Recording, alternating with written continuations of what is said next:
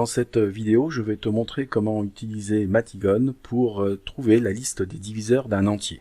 Ici, je te propose de manipuler des rectangles pour trouver la liste de ces diviseurs. Alors, on se rend tout d'abord sur matigone.org, puis on choisit Polypad. Comme on travaille avec des nombres, on va choisir la catégorie Numbers, et ensuite on va travailler avec la section Number Tiles, qui sont donc des tuiles qui représentent les nombres. Donc on a ici trois sortes de tuiles. On a des tuiles unitaires, qui représentent donc les nombres à l'unité, et puis ici en deuxième position, nous avons une tuile qui représente une dizaine, et puis la troisième partie, eh bien, ce sont des centaines, hein, puisqu'on a un carré ici de 10 tuiles sur 10 tuiles, donc ça fait 100 tuiles au total. Alors avec ces tuiles, nous allons essayer de trouver la liste des diviseurs de 6 en manipulant donc ici sur les rectangles. Pour représenter le nombre 6, j'ai la possibilité de choisir 6 tuiles unitaires. Donc en voici une, j'utilise la touche C pour en copier. 2, 3, 4, 5, 6. Je peux donc ici sélectionner l'ensemble de ces tuiles et puis les fusionner en cliquant sur le bouton Merge Tiles. Voilà, j'obtiens ici donc le nombre 6. La deuxième possibilité qui s'offre à moi, ici, est de prendre donc une barre de 10 tuiles, de les séparer. Donc pour les séparer, il faut bien sûr sélectionner l'ensemble des 10 tuiles ici, et puis cliquer sur le bouton Split Tiles.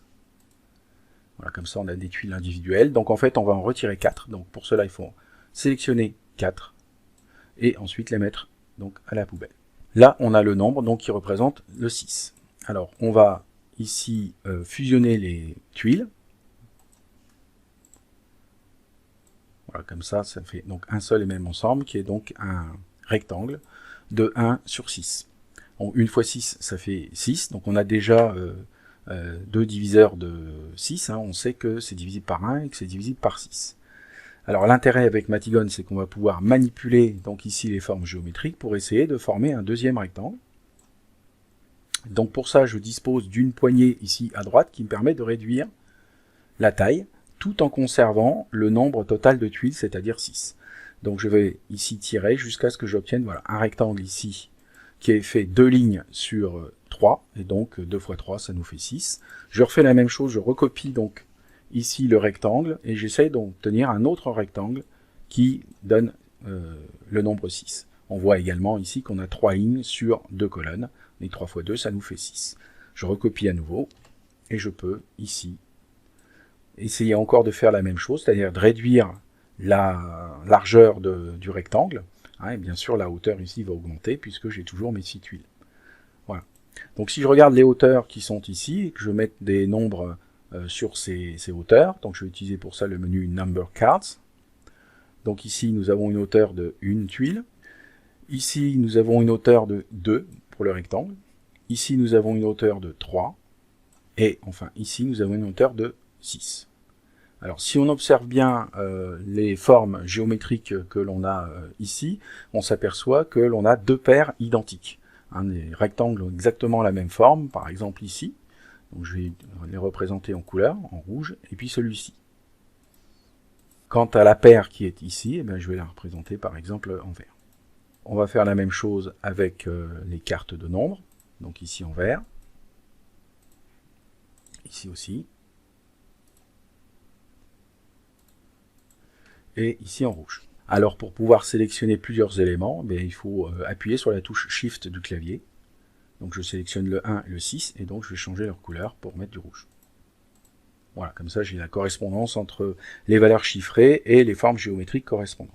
Donc ici j'ai trouvé la liste des diviseurs de 6, donc c'est 1, 2, 3, 6, et je m'aperçois qu'ils sont associés 2 par 2. Donc en étant de la même couleur ici, si je multiplie 1 fois 6, j'obtiens 6. Si je multiplie 2 fois 3, j'obtiens 6. Et ceci dans les deux sens. Voyons un autre exemple. Si je veux trouver maintenant l'ensemble des diviseurs de 13, et que je procède de la même manière, donc j'ai déjà ici une barre de 10, il me manque 3 éléments unitaires. 1, 2, 3. Donc je vais les rapprocher ici, je vais sélectionner l'ensemble, et je vais les fusionner en cliquant sur le bouton Merge Tiles. Voilà, j'essaye de faire maintenant un rectangle avec cette forme géométrique en tirant ici sur la poignée.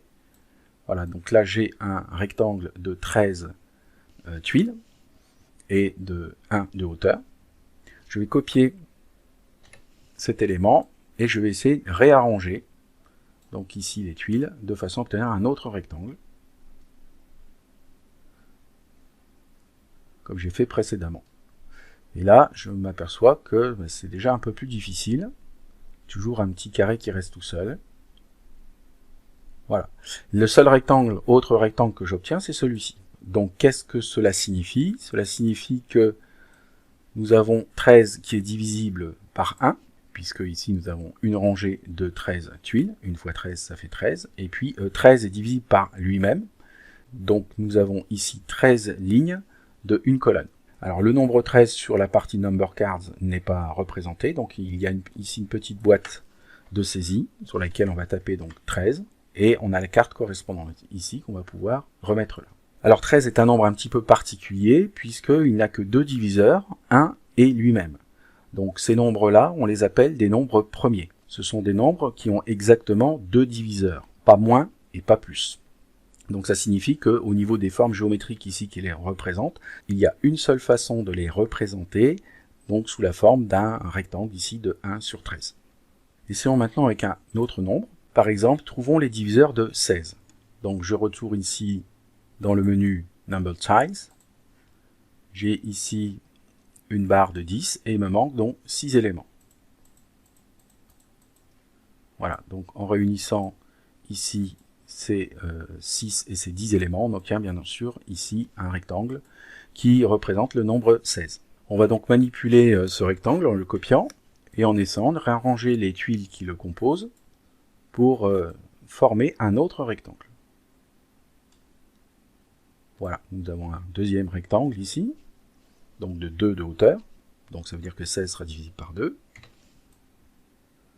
On essaye de faire la même chose en dessous, ici, avec l'autre rectangle. Voilà, donc ici on obtient d'ailleurs un carré de 4 sur 4. Et on essaie de continuer. Donc en réduisant la largeur, la hauteur va augmenter, toujours avec nos 16 tuiles, qui représentent le nombre 16. Ici, on obtient une hauteur de 8 tuiles multipliée par 2 colonnes, ça nous fait bien 16. Je copie à nouveau et j'essaye encore de réduire la largeur. Cette fois-ci, j'obtiens une hauteur de 16 tuiles sur une colonne. Là encore, au niveau des formes géométriques, on s'aperçoit qu'on a des paires de formes identiques. Donc ici, on a celle qui est sélectionnée. Je vais appuyer sur la touche Shift pour sélectionner la même forme en haut. Et donc, je vais changer leur couleur. Les deux formes qui sont ici et ici ont la même forme géométrique, je vais les laisser en bleu. Et celle-ci, je vais changer la couleur. Voilà, donc là j'obtiens deux paires. Et il y a une forme géométrique qui reste toute seule ici, qui est le carré. On va voir comment l'interpréter. Alors pour écrire les diviseurs de 16, je vais maintenant prendre les number cards. Donc ici, 16 est divisible par 1. 16 est divisible par 2. J'ai une hauteur de 2 ici sur ce rectangle. 16 est divisible par 4, puisque j'ai une hauteur de 4 ici. J'ai une hauteur de 8 ici, donc 16 est divisible par 8. Et enfin, 16 est divisible par lui-même. Donc là, je vais créer la carte, puisqu'elle n'existe pas dans la liste.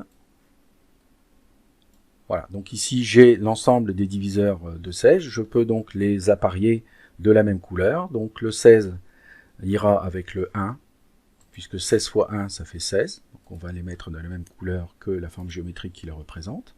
Ensuite, nous avons le 8 avec le 2 que je vais laisser en bleu, et puis le 4 qui sera ici en rouge. Alors on remarque que le 4 est tout seul. En réalité, il s'associe avec lui-même, puisque 4 fois 4, ça fait 16. Mais on ne va pas l'écrire une deuxième fois dans la liste des diviseurs. Donc si on résume en conclusion, l'ensemble des diviseurs de 16, c'est 1, 2, 4, 8 et 16. Voilà, tu as vu comment utiliser le polypad Matigone pour pouvoir trouver la liste des diviseurs de quelques nombres. En classe, tu apprendras d'autres méthodes avec la recherche, notamment des diviseurs en utilisant les critères de divisibilité, par 2, par 3, par 5, etc., que tu as vu dans les classes antérieures. Si les nombres sont grands, tu pourras aussi utiliser une calculatrice, on t'expliquera comment faire en classe. Enfin, dans une autre vidéo, je te montrerai comment retrouver la liste des diviseurs en utilisant l'ensemble des facteurs premiers qui permettent de le décomposer. À bientôt!